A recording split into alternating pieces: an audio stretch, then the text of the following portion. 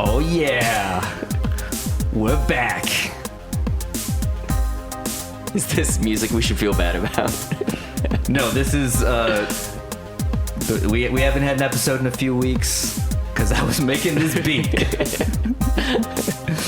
now that I made a beat, you're back for making we're this back. beat. We've got production value now. You worked on this around the clock for several weeks. For the last 15 minutes. Oh yeah. What happened in April? We went to this show. We went to this Djent show. Oh yeah, we're gonna do that segment again. Tell Eric about shows he didn't go to. Yeah. It's a cornerstone of the show. All right. I now have the lineup. What was the date? April 15th. Okay, so we went to this Djent show. The Contortionists were the headliner, and I saw them one other time. Who? The Contortionist. Got me, man. They're the Contortionist. They're a Djent band. I don't know what else I can really tell you, except for the things I'm about to say. So I saw them one other time. I think it was one of the first Periphery shows in New York that I saw. And I remember them being one of the better bands on the bill, having not heard of them at all. And just that show was very like every band was a Djent band, which is interesting because since then, every Djent show I've been to, there's at least one or two bands that are clearly not Djent bands.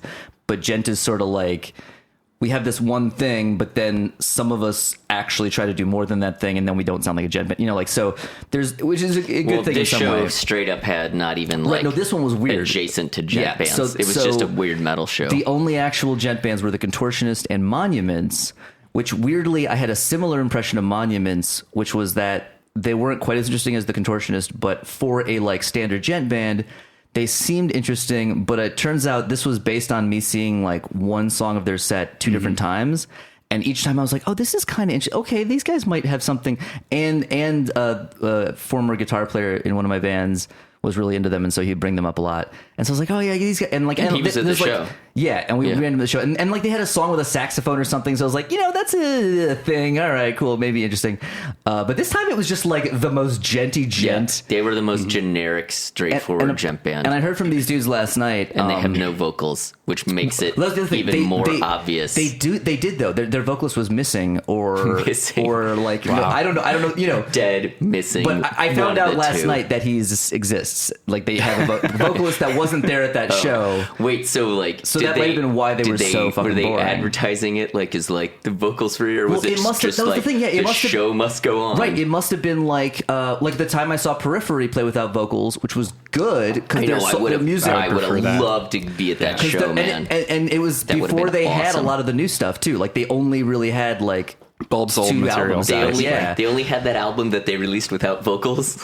No, they had more than that, but they still like mostly played that kind of stuff because it was really good. Whereas this was like, weren't we talking a lot about like, it really sounds like they wrote this to have vocals, but it doesn't. Now that makes more sense. Although there's still plenty of Djent bands that do that and don't have vocalists at all. Yeah.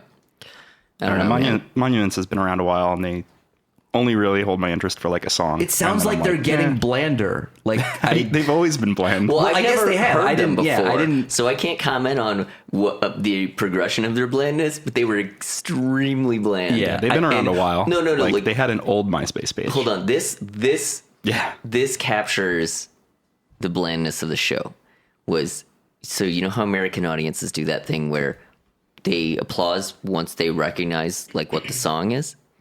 And the thing was, like, in the middle of their set, there's this point where, like, people are, like, started doing that. And Matt and I are like, so I guess this is a different song then, because everyone just did that thing that they do. But otherwise, like, you don't know. It was right. And because there's no vocalist to give, like, in-between song banter and, like, say this is the name of the song or anything like that. So it's literally just, like, I mean, this could be another section. I guess it's another song because they all sounded exactly the same. They were like, I can't tell you how many songs they played. Yeah. Because it was just one continuous Djent.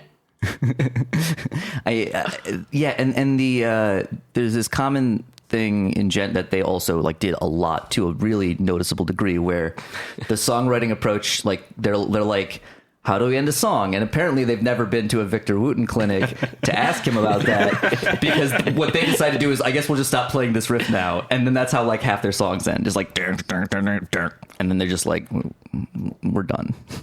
Right, yeah, the songs had Thank you. seemingly no structure. Maybe maybe the vocals really anchor it and give it that form, but I don't know. And I wasn't willing to go listen. It's interesting. I was just thinking, like, it's obviously a guitar player driven style of music, but it's like, really what gave it away, the 8 strings? well, I was just thinking, they were like, we need more strings, Matt. I was just trying to put myself in the place of like a mediocre Djent guitarist and like draw parallels to older styles of like overly guitar driven, you know. So, but it's funny because it's the opposite. In the old days, what would happen is the guitar player would want to play all the notes, so the music would just be like super intricate guitar stuff with no room for vocals, which they would force in anyway. And now it's more like I think the guitar player's just sitting around trying to djent, right? They're just like, just one of the like, strings. I'm trying to djent more, or like, you know, this is pretty, you know, and they're just like, djent. Oh, that's what I like. I like the djenting. And then they're like, hey guys, I wrote a bunch of songs. And they're like, did you? Well, that's what they should say, but they're like, probably yeah. Dude, thanks for writing all these songs. Yeah. And by which he meant riffs. Yeah. But, and then there's plenty of room for vocals, whether you have them or not. Are there any good vocalists in Djent bands, though? Because I've yet to hear one. The Contortionist vocalist is pretty decent. I mean, I still take issue with the style, which is that same sort of like post-emo, like a lot of... Actually, there's a lot of Radiohead influence almost in terms of a lot of that, like, I will sing very slow notes, and it will still fit rhythmically, because as long as I start and stop on quarter notes, it kind of fits into whatever the fuck's going on that I don't understand. Tesseract in there as well. Yes. Because again, he's not bad. Well, I don't listen to him. Also, when I listen to Periphery, I'm like, God, this guy needs to stop singing. When I listen to like Tesseract or Contortionist, I'm not like running out to people being like, and their vocalist is amazing, but I'm not like, this dude needs to stop. Right, you know? but there's also Tesseract switched vocalists a couple times. Oh, and I only know the one album with the geometric, like the cube on it. Yeah, I think that came out like 2 or 3 years ago. The guy's like, right, like he's not bad. He's just almost like too ambient, right? Like he never is the lead instrument except for like 1 or 2 points on the album. It's Djent to sleep too, though. Was it a Tesseract on the album? What do you mean? Yeah, the Tesseract, the 4D geometric. Yeah. No, sorry, I was thinking tachyon. I'm like, how do you draw a tachyon? Tesseract. Sorry, but no, I think it's correct. It's the same one that like even like all like the prog people I know that year were like, this is the best prog album, even though it's clearly a Djent album. But it was like, you know, pseudo prog, whatever. They'll take what they can get. Right. Yeah. No. That thing you kids all think is cool now. It's really prog. So like really, it's cool stuff. Yeah, exactly. It's cool to be like 50 and have a ponytail, right? Yeah. So like they got back their older vocalist who could actually do the harsh stuff. That was the thing. He left. They got a new guy who couldn't do any harsh stuff or anything that isn't like very high and floaty. And now that guy's gone, and they got the other guy back because I guess people other than me were put to sleep by that guy. But the new guy's not like that much. But I mean, the new guy / older guy, you know, again, I clearly don't know who he is anyway. But he's slightly better. But we thoroughly researched this show. Yeah. By seeing what pops up on Facebook. Well, okay, so the whole reason I even knew about this show. Well, I guess I should mention I'd seen the Contortionist once before, but it was like right when they started and no one knew who they were. It was the same show. I'm pretty sure. Oh, okay, yeah, because my friend was the one with the Periphery show I went to with you was they didn't play on that. Textures played on that show. Okay, but Natalie was at that show. Okay, but so when I saw the Contortionist, it was super long ago. They just started out, and I had no idea who they were. And my friend was doing PR for them, and yeah, they were like totally different band. So so the reason I knew about this show was because this dude that went to Berkeley, like not with me though, but we met him at NAMM because he was hanging out with all the other Berkeley kids. Ivan, the Guitar Messenger guy, his band was the opener, was like the local opener, Painted in Exile. So. I mean, they basically have an EP, and they played like most of it, and they're really good. The only complaint I have is like I don't think the vocalist holds up as well live. But that could just be because like maybe they haven't played a lot of shows, you know? Yeah. Because it's hard when you're a weird metal band that has like they have really weird sections. Like they definitely have like the section that I'm sure everyone was like, this is the jazz part, you know? And you're like, well, not really, but okay, you can think that. So I think he sounds better on the disc. So, but even on the disc, he's probably the weakest link in the band. But I mean, I think that was sort of the deal with all the bands on this bill. So anyway, but they were really good. I was really glad I showed up in time because I mean, it was super early. They went on at like 7 or something ridiculous. So you weren't even there yet. Yeah. And then, so they played first and then it just like the show just took off after that. So then I think Sleep Makes Waves was next. Or did you catch any of their set? Yes. Okay. Because I remember the name being appropriate. Like any band that has sleep in the name always ends up being super sleepy. Well, that's the thing. They were a shoegaze band. Oh yeah. But they like jumped around like it was an arena rock show. Yeah. Like they were like that doesn't make any sense. I know. Yeah. No, I'd never seen anyone so enthusiastically play the same chord over and over and over. It was really weird. And that was basically their set. And so then Entheos. So I guess it was that they're just a death metal band. They're just like totally like I guess a couple of the dudes from Animosity are in the band or something. And they just sounded like a death metal band left over from the 90s. Yeah. And you were just like, okay. Right, and that was part of why I was like, so apparently, if you can play on a bill with a Djent band if you are any kind of remotely, like anything that remotely connects to any part of music that shows up in Djent, like anything Djent adjacent, you can get on a Djent bill because there's just not adjacent. Yeah. The thing is, so, okay, the weird part about this band, this is what I remember was, so you know how I don't know if death metal, like brutal death metal bands still do this because I haven't listened to brutal death metal in forever. But I know they used to, between all the songs on the album, there would be clips from horror movies. Okay.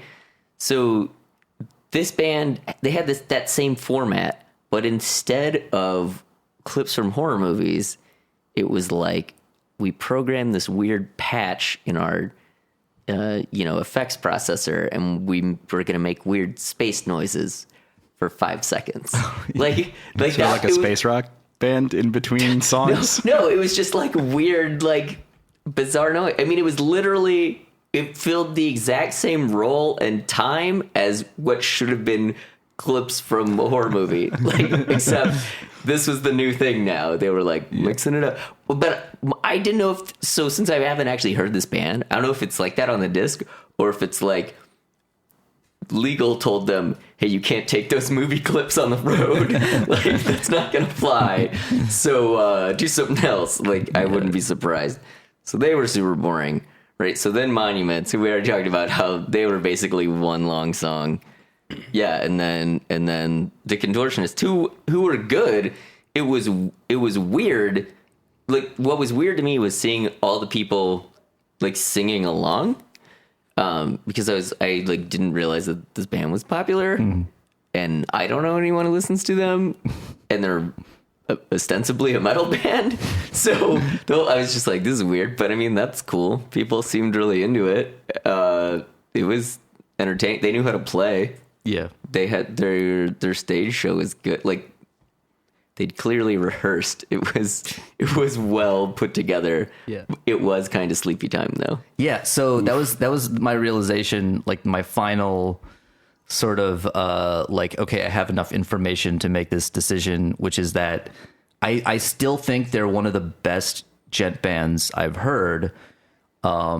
And yet every 2 to 3 minutes I'm bored. I'm just like, so I'll be like, okay, oh, this is cool. Yeah, these guys are definitely one of the best Djent bands.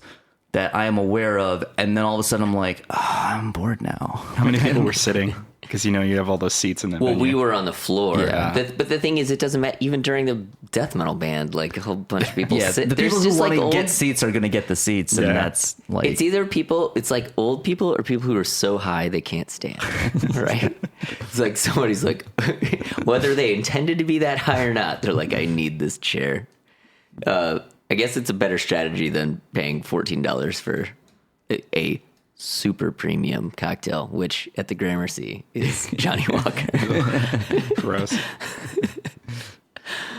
Yeah. It's better than that jazz show with the $12 well gin and tonics. Still mad about that. Well, I don't think they tried to tell you that it was super premium. So while we're talking about Djent, apparently Textures put out a new album in like February. Have you guys heard it? no. No, me either. No, because they're subject to my rule, right? Where like you put out a crappy album and then I don't listen to any subsequent albums unless like someone I trust is like, no, they got it back together. Because they change vocalists and stuff. They always do. Yeah. Well, the thing was, the show when we saw Textures, I was actually expecting them to suck on that show because Dualism was terrible. It was the new vocalist and everything, but they were actually really good. Like I thought their set was surprisingly good. But no, I don't know. What did you listen to this album? No, I'm looking to see if anybody heard it and said it was good. I mean, that's Metal Injection gave it like a 9 out of 10. That doesn't mean anything. Doesn't mean shit. But also because that Rob likes Pantera. And similarly, that No, I'm serious. that Tesseract album we were Rob, talking I about love was you, but like you like Pantera. album of the year. Yeah. It was I think was the same year as Cole, and I was like, no. It's. Are you sure? I think it was. No, no, because it's. Oh, I thought you meant like it was the same it's year. clearly right, Cole. no, but it was one of those things where like it kept coming up, and I kept being like, not remotely, it's Cole, and so people would be like, yeah, but this Tesseract album is really sleepy. Yes, correct. Be like, this is has 4 melodies on it. When are we Can doing you find them? Is this like a scavenger hunt to find the coherent melodies on this album? There will be a test at the end. Rob. When are we doing Cowboys in Hell? Oh yeah. when my life has run out of meaning, when I have no purpose. That's like, that's so far down on the list of like stuff that is mostly a joke, and as such, it's like the odds of it happening, Well, part of it is because there. it would actually require a lot of effort. Yeah. Because even though the songs are terrible, they still have a ton of notes. Yeah. Like, and they're also like, if you wanted to learn anything, like any, what do you want to call it? Modern Pantera. I'm sure there's a tab. Right, because like a million dudes were like, man, damn it. But the old stuff. The old stuff, there probably are. You probably need to transcribe it yourself. And what we should really do is, instead of actually doing it, just make a video about it. Like just a comedy skit, which is about this tribute band and like somebody's that was interviewing them. Originally how I pitched it. I was it would be a sketch comedy bit. Totally. But we could make a short. We just happen to we just go to a rehearsal space and shoot like a little bit of us. We only have to learn like 3 riffs basically, right? And then just play us doing we only have to learn the rhythms to 3 riffs because we can go like this while we play the actual track. Because playing them well is not really even a necessary. And I got a drummer. I'm sure he can play some Pantera, and we could make that happen. So what other shows? Well, so I went to a couple that this will be really quick. I saw Verdi's Otello and Strauss's Elektra at the Met. So I don't care about either of these operas. So I do this thing where even, since most places, play pretty much museum pieces, I'll go see things that I don't care about if I haven't seen a staged production before. So this year, those were the ones that they were doing that I didn't care about, but I hadn't seen before because I didn't care about them. And they were fine. Everyone sang really well, but there weren't notable things. It wasn't like, there was so much notable like when we went. There wasn't really anything notable. They did it. It was fine. The point I would like to make is the next season at the Met is, because my season's over now. Yeah. The next season is terrible. They're doing there's only one thing they're doing I want to see, which is Sarajevo's. I'm probably going to say this wrong. La Mer de Lune, which pretty recent opera. I only know of one recording. There might be more than one. I don't know, but everything else is like I think they're doing Magic Flute again. Oh my god! And it's like it's like every other year, right? If not every year. No, and that's why look. So I understand. I don't agree, but I understand why like Handel's Messiah and the Nutcracker get played every Christmas, because they're essentially Christmas music now. I don't understand why the Magic Flute gets performed all across America every year. Asses in seats, man. It's like that thing. I feel like Andrew, if for people who have no idea what Broadway is, right? They probably were like, yeah, I saw Cats, or I saw Phantom of the Opera, Phantom, or The Lion King, like whatever currently is the thing that is supposed to be. If people have no idea what opera is, they're like the Magic Flute. Yeah, that's it's an like opera, Mozart. right? Yeah, Mozart's like the Michael Jackson of classical music, right? He's like very popular. Who is the Prince of classical music? Because we got to talk about this. That's true, but that's tricky. I don't know. I don't know enough about like. Well, it's hard if it wasn't vocal music. So who has like the dirtiest operas? I was gonna say it's someone who has to have other stuff that people don't necessarily know that they have, and it's like way different. That's true. That actually could be Mozart. I mean, I don't know. It was a pointless comparison. It was just a segue. Right.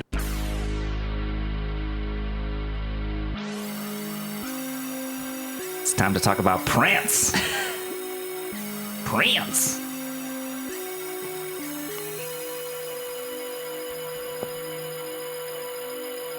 If for nothing else other than an excuse for us to play some of the less well known, because they could never be played on TV, Prince songs. Pero antes, un mensaje de nuestros auspiciadores.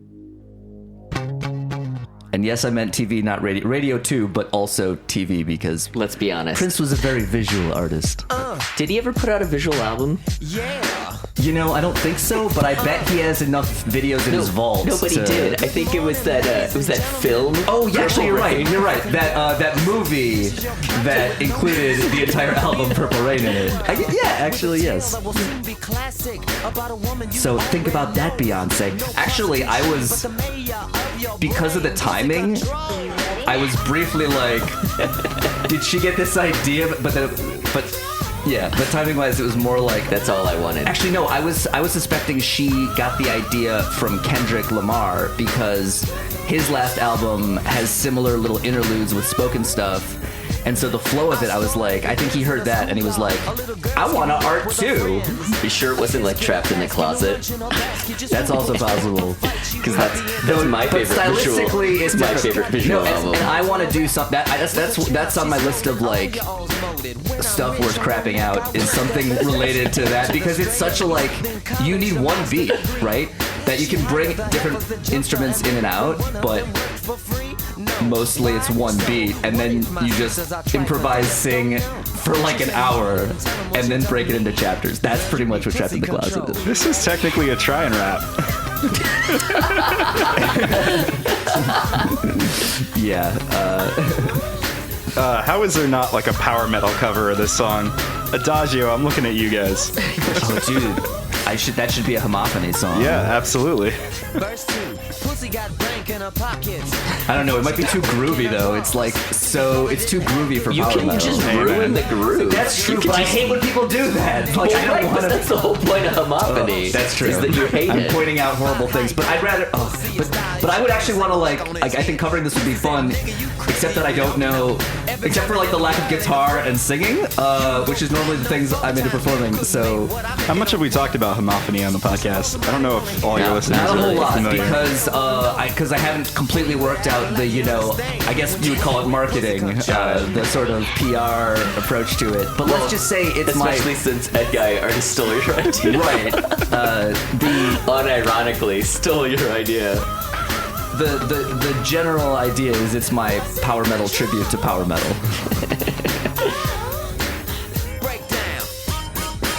breakdown. All right, so I'm gonna. Was this before or after Tyson bit Holyfield's ear off? I'm pretty sure before, but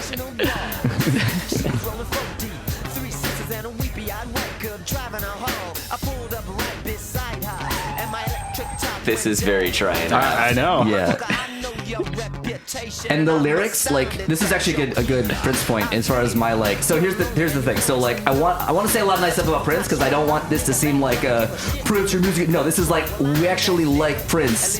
But, you know, this, our whole thing is, like, we're not going to not see critical things just because we like the good stuff. That's kind of the whole point. So anyway, Prince's lyrics, Oh my god.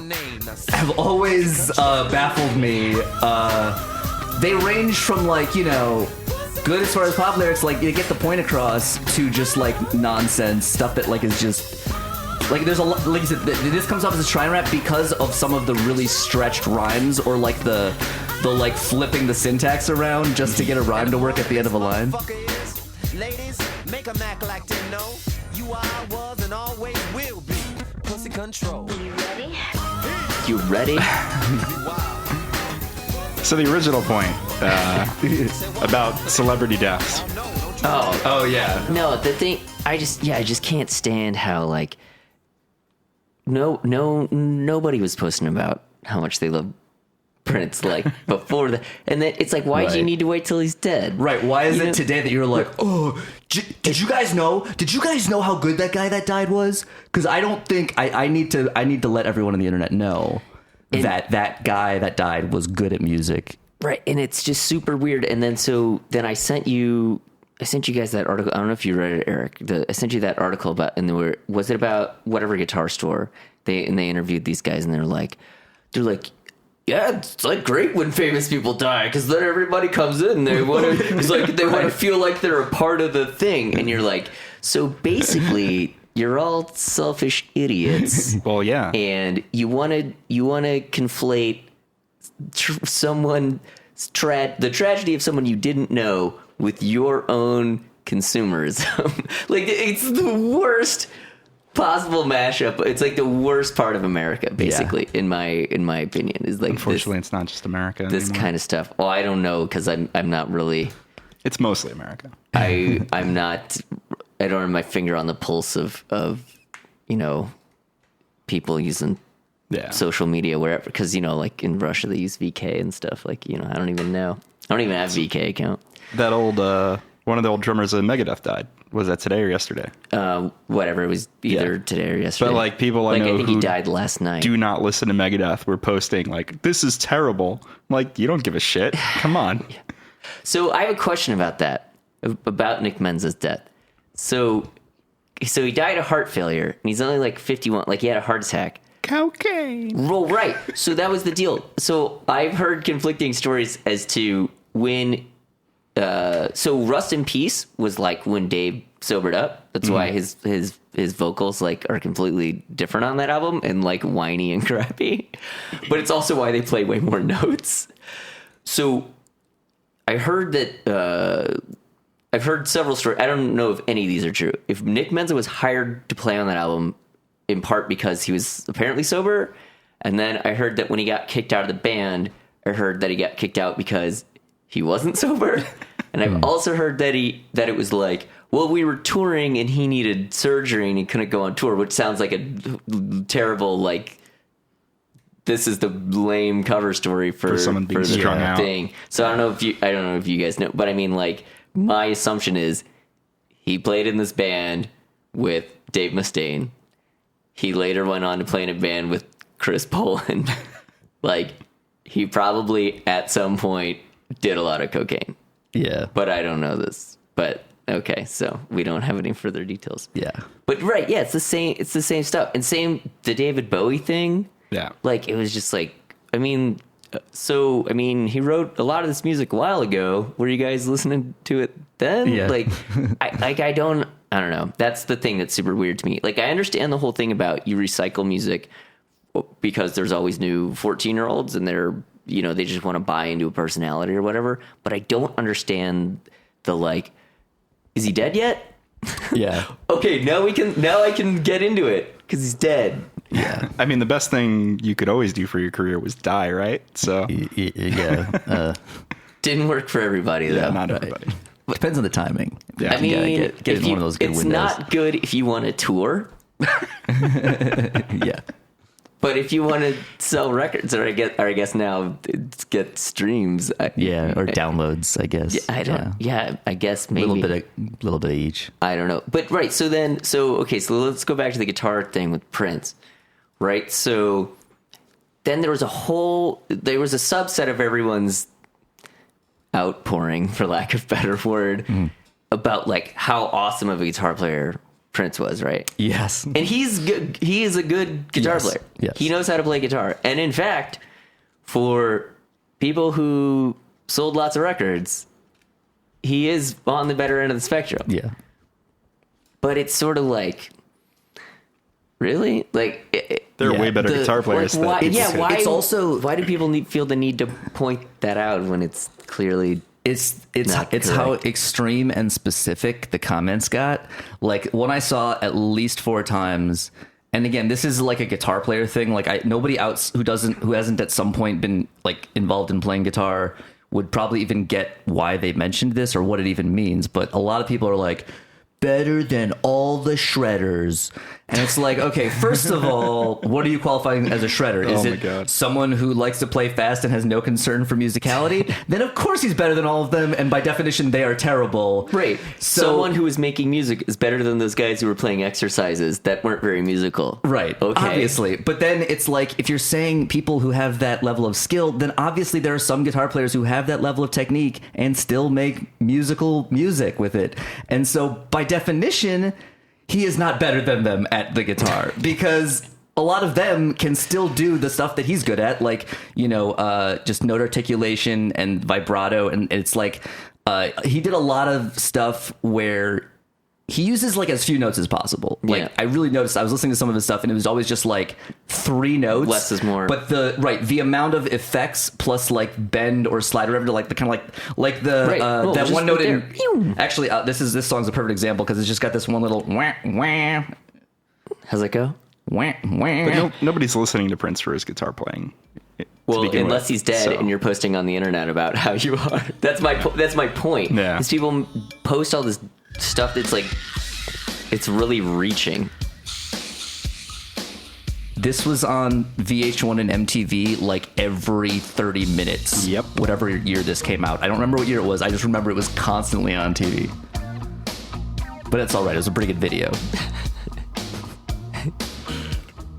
This is also the one where he's like, just randomly, look up in the air. It's your guitar. Like, my guitar? Why is my guitar in the air, Prince? How did you get my guitar? And can you please get it down from there? Very Wayne's World. I figured that out the other day. It was really tough. I had to figure out a note. You figured out which note it was? Yes. It's B flat. But this is, just the general broader problem when people talk about guitar playing is because since there's no standard rep, it's like when people say like someone's a good guitar player, they're almost invariably talking about someone wrote good music on a guitar. They're talking about someone's like compositional ability to write music like they like, as Yes. opposed to someone's technical facility. Yes. Because again, like you look at like violin or piano, it's really easy. There are these contests, Yeah. like Van Cliburn or the Tchaikovsky competition, and like it's like someone won it because they are super good at the notes on the page. Yeah. But guitar, it's like, man, this guy's like the best guitar player ever because he wrote the song that I liked. And it's like, okay, well, that's cool, but you actually mean something totally different than what Yes. you just said. Yeah, exactly. But I did thoroughly enjoy, in my opinion, so my Prince thing was he had the best Super Bowl halftime show of all time. Yeah. That was the only one that I enjoyed unironically. Yeah. Like, Yeah. not because it was some ridiculous spectacle. It was actually a show. Yeah. Yeah. Do you figure this part out too, Matt? No, not yet. He's like, too many notes. I have one. I had to work on this beat. I was busy I working had a on lot this of- beat. I had a lot and I was of like, I beat draw the making line to do. at one note. I Yeah. only got time for one note. But like as a guitar, well, this is the other reason. Like I until recently, I specifically learned a few Prince songs because I thought they were gonna at my friend Jamie's open mic at La Cala in Washington Heights, second Thursday of every month. I was like, is there gonna? Because when Bowie died, they played a bunch of Bowie, and I didn't go, and I was like, oh crap! If I had known, I would have like thrown together some Bowie and gone, jammed on it. So this time I was like, as soon as he died, I was like, hey man, we gonna do some Prince? Like, you heard that dude died? Let's play his songs. But nobody else. Like, I basically got it down that people were kind of half expecting to do Purple Rain, but when I actually showed up, it was like the only one who actually did any amount of preparation. And it was fairly minor, was me. And then I was like, well, I'm not going to just, like, play the song by myself. And Yeah. you guys try to, like, kind of follow along. But the thing is, like, certain songs, I looked up Little Red Corvette, and then I realized, I was listening to it, I was like, yeah, but, like, none of this is actually on the guitar. It's all synths. And so it was like, I never learned a lot of his stuff because there wasn't enough guitar to make it worthwhile, but I appreciated the guitar that he did play. I also appreciated him having the most unfunctional guitar shape.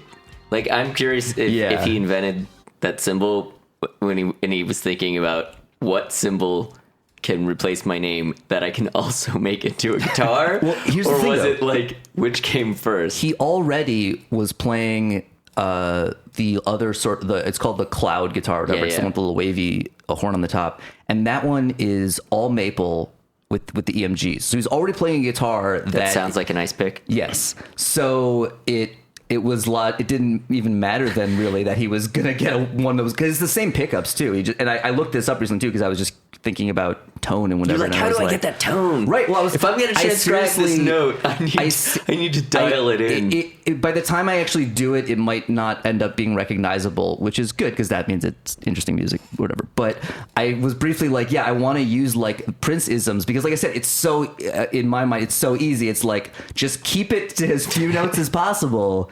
That's the key, really. Is like that's the way to make it not sound like Prince, is add more than like 3 or 4 notes at a time.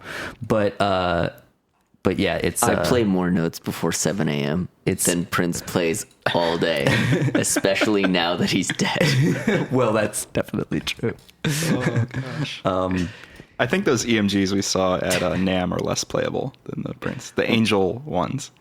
Oh yeah. Oh, no, Well, the it's- ESPs. Oh, yeah. Sorry. Yeah, but they yeah. probably have EMGs because for the same reason, which is that Sure. Right, if you're gonna make a guitar that inherently sounds like garbage, you need to put pickups in that sound Like that garbage. just dominate the sound no matter what. I used to always just put a Duncan distortion in I remember I bought this like $130 BC Rich. It was made out of agathis, which I don't even know if that's a real wood. And yeah, it was like Duncan distortion sounds like every other guitar I ever put it in. But no, and my buddy Andy, who plays in First Class Trash, he has this guitar. That's a band. Yeah, That's amazing. They have that cover of Danger Zone. Oh, that, nice. Like radio rock. Like they play like radio metal, you know, and they have like a radio metal cover of Danger Zone. Nice. But he has this guitar that has this weird.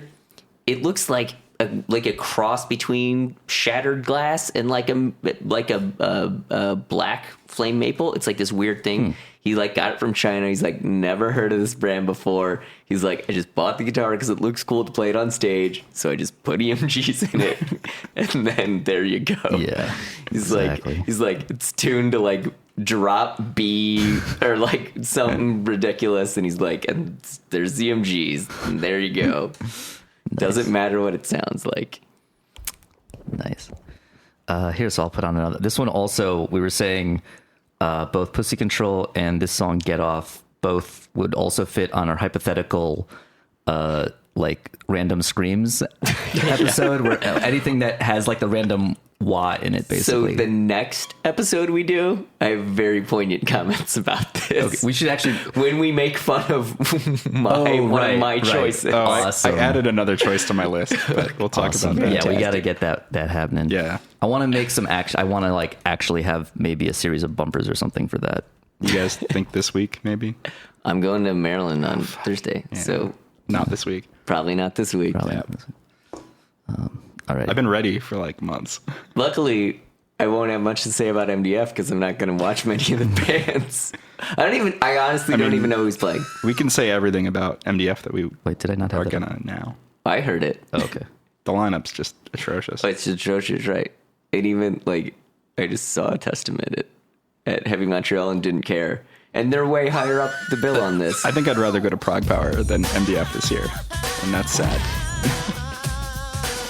If it weren't for the barbecue, Club mix.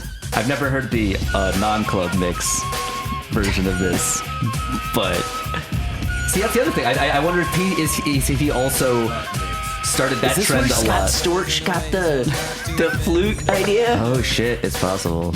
I've been noticing that with Prince. I've listened to a lot of stuff and thinking like, oh, this is where everybody stole this thing from.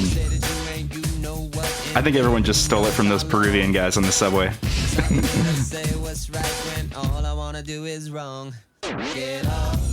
23 positions in a one-night stand. They do have this at several karaoke bars, by the way. I'm definitely gonna work this in karaoke. This also turns into like try and rap pretty much. Is this his song about the bathroom lock? Oh god. Oh no. She said you told her a fantasy that got her all wet.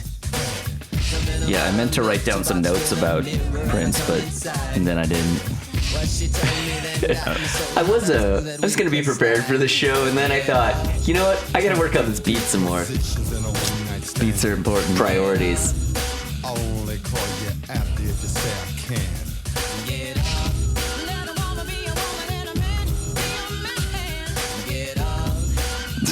Should we listen to Bat Dance after this? Yes. I actually don't know if I have it. Although I think it might actually be on YouTube. 1, 2, 3, no, little cutie, I ain't drinking. Scope this, I was just thinking, you plus me, what a ride. If you was thinking the same, we could continue outside. Lay your pretty body against the parking meter. Strip your dress down like I was stripping a Peter. Pause, I'm enjoying. Let me show you, Peter. baby, I'm a talented boy. Yeah, there's so many like random words and like. It's like he got a rhyming dictionary and was like, that'll do. It sounds like almost like he did it like stream of consciousness and then just decided perfect. Like, That'll do. Yeah. Well, everything he did was perfect to him. Right, exactly. Which is lyrically. Oh my god. Yeah, we should. We'll do my least favorite Prince song after this lyrically, even though it's like one of the most popular ones. So we've resorted to speaking ill of the dead on our podcast. Hey man. Well, we sing a lot of good Everything stuff I about it too, listen though. to is- And most of this, if you notice, like we put on them, we're just like, yeah, man, grooving. Like we haven't been like, oh, dude, like we're like, yeah, let's put on this other song I like. But it's also made it hard to podcast it because we're kind of like, we're still getting used to the format of talking over music a lot, and so sometimes we just habitually stop and listen to the music. We can't all be Hollywood Steve. Right? No. Well, like Well, I those didn't guys, come with notes. They also have scripts, by the way. Right. Scripts.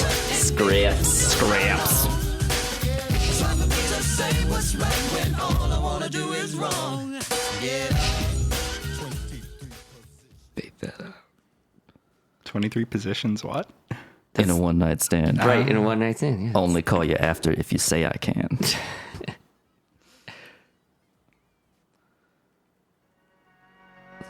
My least favorite Prince song, probably.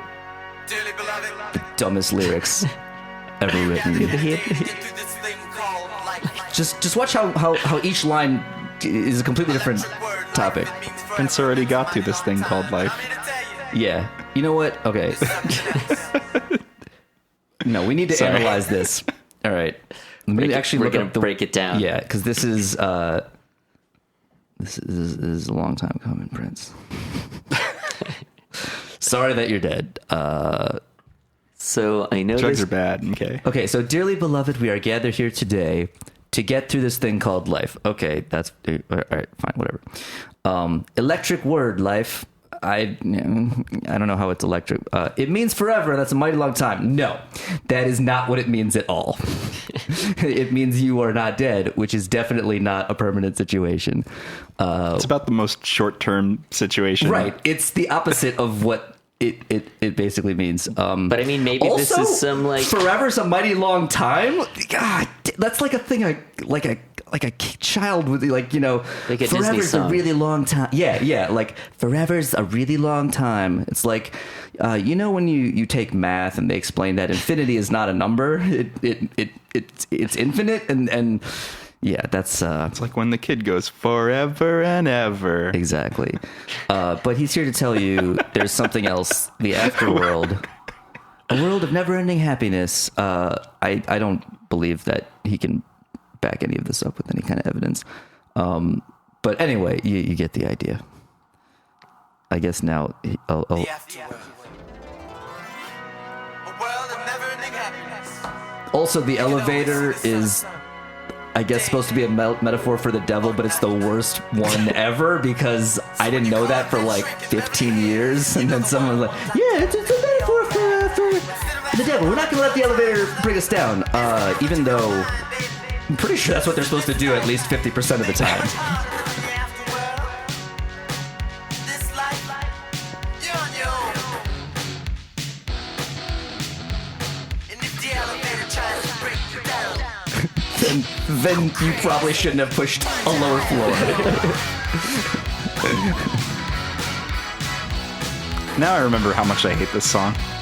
Right? yeah, it's a pretty terrible song. don't lie. The world you're living in. Good. So At least you got friends. I call my own he just said you're alone. You're on your own. And he's saying at least you got friends. That's just... This song gets used in a lot of really bad movies with like John Cusack. Yeah.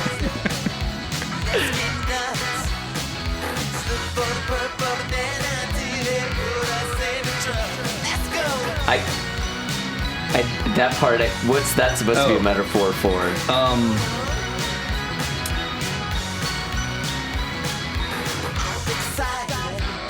Okay, so what is it? It's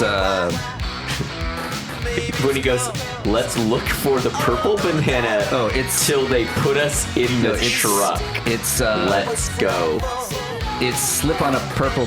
Yeah, that's wrong. It's slip on a purple banana peel. I got a purple So banana. they put us in the truck. It still doesn't make any sense. All right, so I think- misheard the I mean, unless nonsensical. I mean, if I was trying to draw logical connections that I'm pretty sure aren't there, I would say that a purple banana must be Prince's penis. Now, what would a purple banana peel be, though? I don't. I'm afraid to speculate that maybe it's a used Prince condom, and so you go to slip. If you slip, I don't know why you want to slip on it. He's saying let's slip on it. Maybe he's saying, audience, Maybe he means to slip it on. distributed throughout the theater tonight are many of my discarded condoms. Is this? Let's slip on them and have a good time until they. I think put us in the truck means like take us away to the loony bin or something. But it's again very weak attempt I to mean, convey because that. last time I checked, trucks don't fit in elevators. No. Well, again, no. His metaphor. He will not. He's not consistent with his metaphors.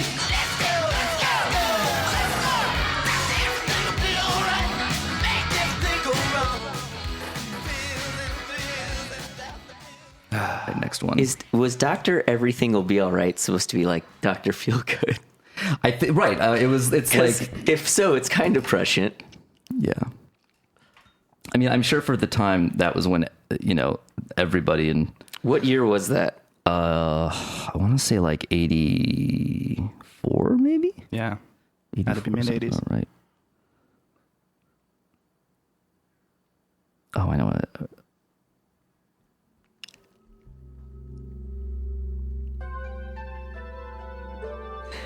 some kinda smooth. grooves. Yeah, no, Prince has a lot of really smooth Oh, grooves. that's Eventide.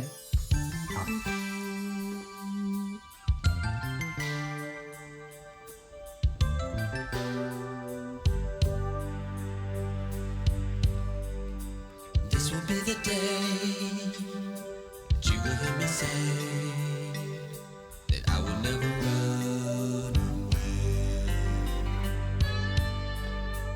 I am here for I do think it's interesting when artists write a lot of love songs, but then if you know about your personal life, you know like what happened in real life after the song. So like they wrote a song like this, where he's saying like, "Today's the day I will tell you I will never run away," but It's like the opposite of what happened. did because he's not like he's been married like 4 times. And a lot of songs have very similar sentiments, but Could this be divorcecore? also he definitely could have afforded diamonds and pearls at this point. So all I can give you is my love. What he's really saying is that's what you're getting. But he had, you know, this was in the 90s. I'm not making up these genres, by the way. I'm totally stealing them for our listeners who aren't familiar. Oh, who Never never heard heard- Beyond Yacht Rock? Yeah. If you haven't heard Beyond Yacht Rock, check it out on Feral Audio. We have no affiliation other than I made a bumper that they are still using. But it's the only other music podcast I can get behind that I've heard so far.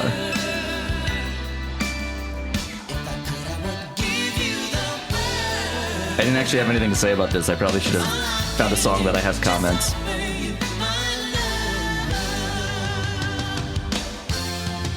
Oh, speaking of the whole, like we were saying, minimal thing where like his solos are like, 3 notes.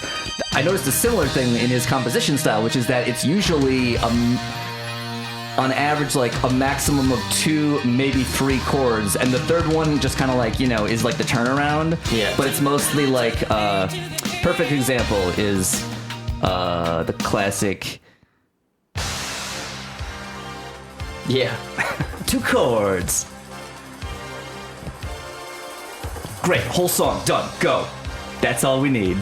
I mean, there are more chords later in the chorus. More chords later. Because he did write songs well, and and he got a lot of mileage out of that. But it was also why at some point there were some of the songs that he wrote for female artists for their for the career of theirs that he was helping to launch for like a year, and then they were on their own. Had like this formula but weren't quite as good. You're just like, you picked 2 chords and said, bam, Prince song. By on their own, I think you mean discarded. Right, well, yes. They slipped on a purple banana peel, and maybe that's what the truck is. He's like, when you're done, you go in the truck. It's like getting on the train. Yeah. Here's some bus fare.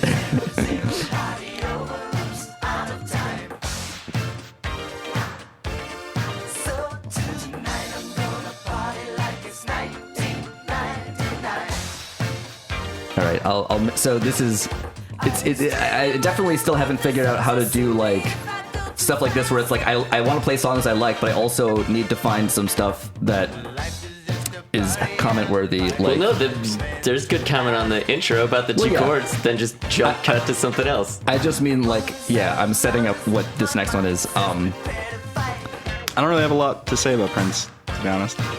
Here, this is another of Prince's worst songs,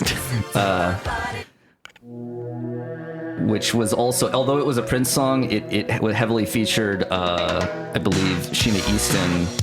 And so even though it wasn't a song, like he did a song for her too, but this was like helping launch her by like, putting her on a Prince song. But the lyrics are some of the absolute dumbest that Prince at least ever wrote. I also have a rule about never whispering into a microphone. No, it never goes well. Yeah, seriously. It's the worst.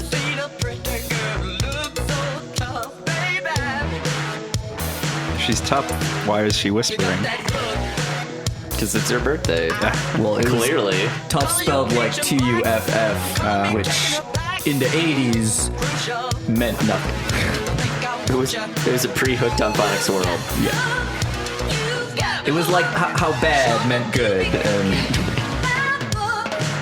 tough was applied to a lot of people who weren't necessarily rugged individuals. It was the tap out of the 80s. Yeah, that's pretty tough, bro. Nice tap out shirt, bro.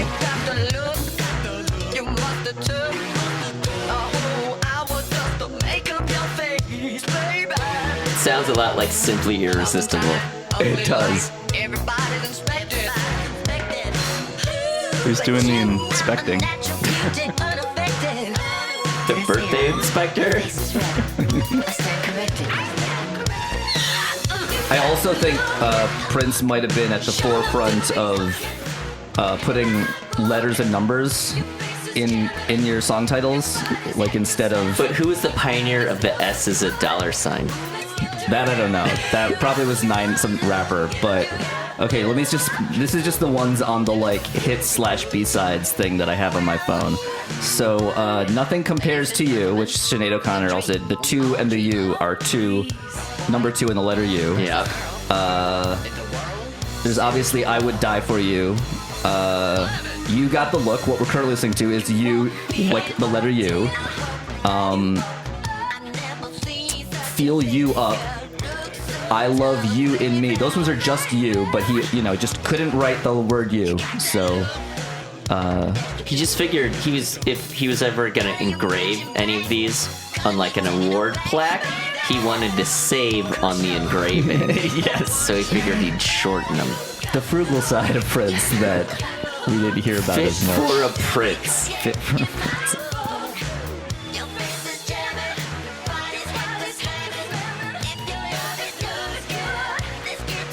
Let's get to ramen. That's my favorite line. Let's get to ramen. Pure poetry. Your body, it's like your face is jamming, your body's slamming. Let's get to ramen, something like that. So yeah, I'm pretty sure Prince has a rhyming dictionary.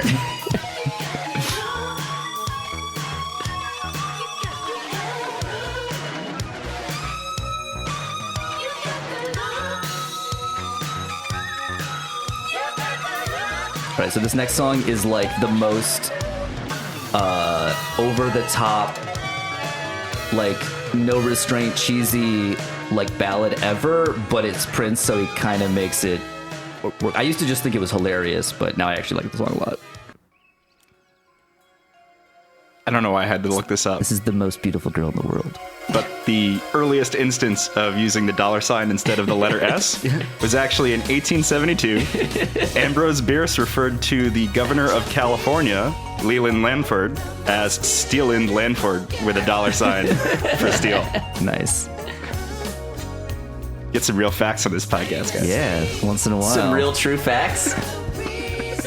Because we got this exclusive access to Google on our phones.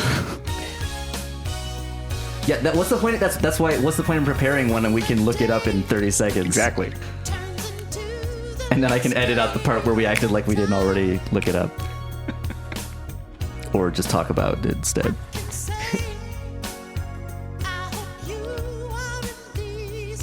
This is almost really smooth. It's pretty smooth. I mean, it's pretty smooth. Missing. So it's not yacht smooth. Yacht smooth has to have the bounce, right? But this isn't because this is just like unabashedly just like. Have you seen the video for this song? It's so funny. No. So okay, I gotta cover this now.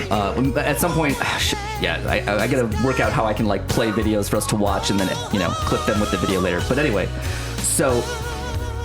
There's these narration. This whole album, The Gold Experience, has these little narration clips. You heard at the beginning, it's like, now entering the beautiful experience, and each of them is something like that, like the narrator, like a narrator or like operators. There's some like theme, like it's a hotline, which is what the fuck is a hotline?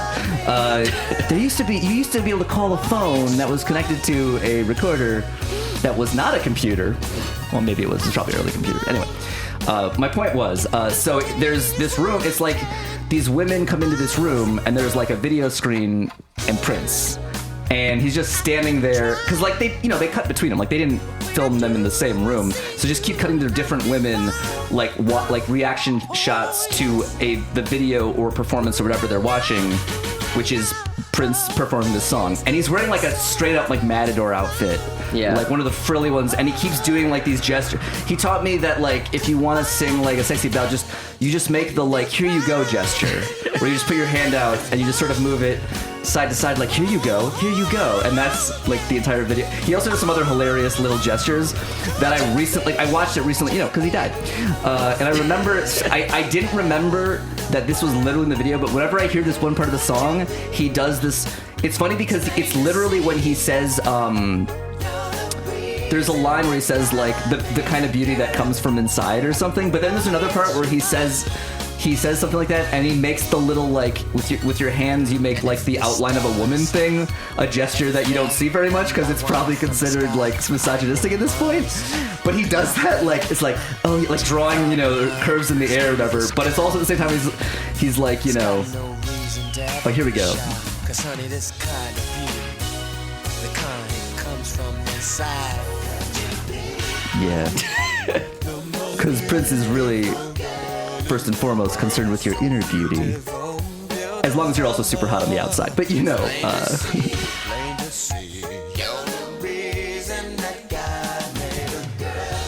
I also love that break where he just drops down to a low part for no reason, like He had to change it up from the Aaron Neville. right, falsetto the entire song, and then this bridge where he sings like a baritone. He's just showing off his range. Yeah, so that's the thing. Like, despite it being a distinctly unmetal style of music, Prince has two key elements that we like a lot in metal music, which is guys screaming super high and like guitar solos. Because even like the simpler stuff, even though they're simple, like he has a lot of guitar solos. Well, people forget that in the 80s, like everything had a guitar solo. That's true. I mean, Or a saxophone solo. That was just that was the formula, and it was usually like you just play the verse melody up an octave, like But yeah, even like really pedestrian, terrible radio rock, like had these horrible guitar solos. There's a recent YouTube video I saw from Barely Productions. They do like Key of Awesome, and it was called "The Guest Rapper Killed the Guitar Solo." And the video is a guy playing the guitar, and he's talking about how the guest rapper killed the guitar. And right when he gets to the solo, he's like, "I'm going to make my point now with my guitar," or whatever. And then it cuts to and he's like, "Yeah, like the music union or whatever sent me because it's required by law now." And he comes in and just raps over the whole guitar part. Hey man, it worked for Rebecca Black. But it's a good point. Like that's where the guitar solo used to go. It's where the random rapper rapping about something that has nothing to do with the rest of the song now. Well, that's my favorite part about the guest rapper. It's totally not related to the song at all. We need to make a point to on like French Architects, like a lot of the songs have like a specific bridge where a completely different rapper comes in and has like the as far as you can get from the topic without seeming like they actually listened to the rest of the song. Well, the easy way to do that is to have it be in a different language. Just have it in French. Yeah, but then no one's gonna get it. But you know what I mean? Like just actually the easiest way to do it is literally just don't tell them what the song's about. Just here, just record this and then make sure. Like here's a beat. Yeah. Here's a beat. Spit some fire. Yeah. We're not telling you what we're using it for. Yeah. And then make sure it's really different. Yeah. All right. Any Prince requests? No. I mean, if you want to talk a bit about the plot to Purple Rain, I think that would be a very good point. Actually, thing to go over. I will do that while playing some songs from it slightly lower. We'll start with the 9-minute 4-chord song. I've actually avoided this like for most of my life. Oh no, but you should see it. It's here's why. And this is a perfect setup. So I first Tell saw me it about this all right, movie so I haven't seen. I first saw it in college, and it was intentionally like I just didn't know or pay attention. Like, oh wait, I've never seen this movie that Prince made, and that like he made and was actually like about, you know. So I finally checked out. You mean the visual album that he made? Right, correct. Okay. The Just, I want to be clear on our terms here. it's probably not even the first visual album, actually, because Tommy probably. That's what I was going to say. So we should do a whole episode on visual albums, visual and then albums? compare Oh, yes. them all to Beyonce's and be like, it doesn't really seem like Actually, I got some interesting stuff about the Beyonce thing, but that's a whole thing. So, anyway, I can talk about how she sucks. well, yeah, but I can't wait. We can do a whole episode, and we should at There's some a point. lot. There's a lot of ground to on how cover there. Overrated Beyonce is. But okay, so Purple Rain. So I went to see it with some friends because after he died, a bunch of theaters were playing it because it's so great when people die and you get to cash in on it. You get to cash in. Oh, it's so great. You get to feel like you're a part of the death. I love it. Spend some money. Yeah, it's so great. You get to commemorate.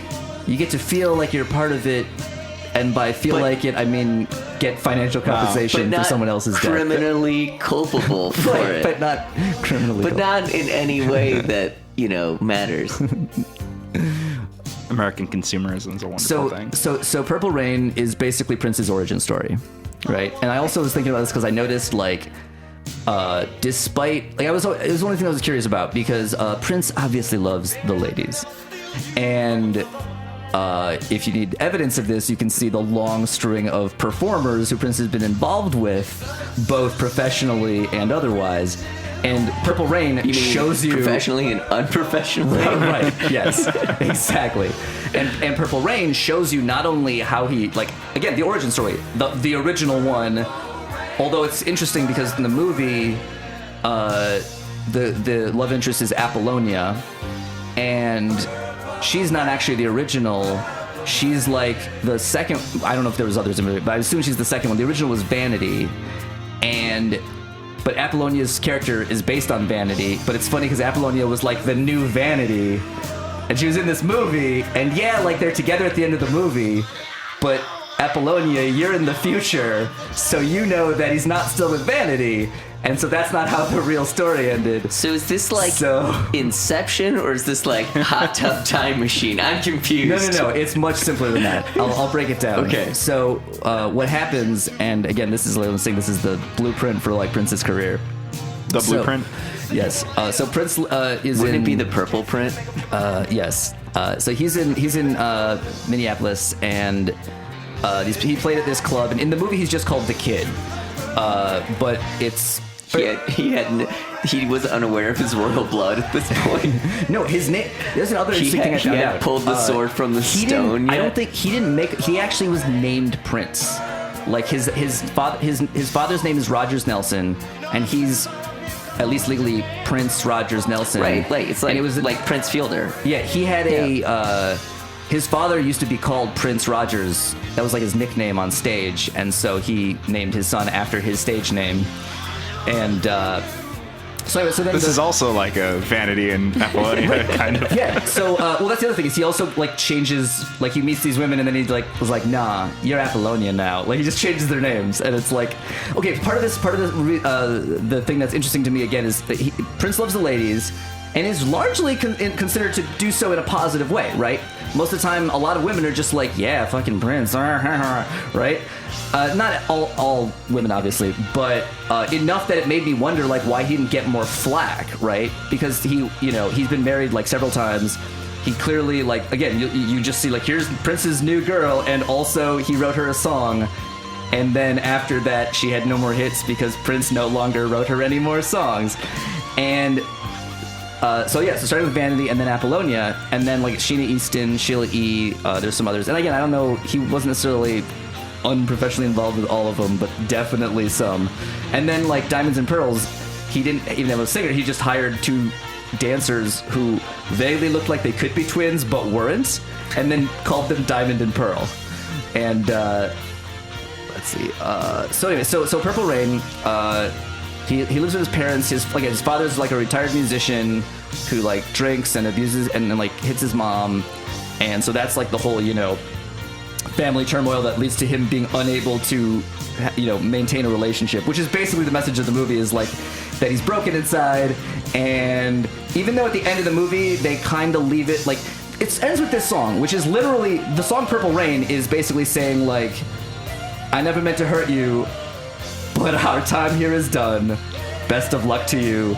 Love, Prince. Like, this whole song is, I just want to see you in the, again, and another thing, I just want to see you standing in the purple rain.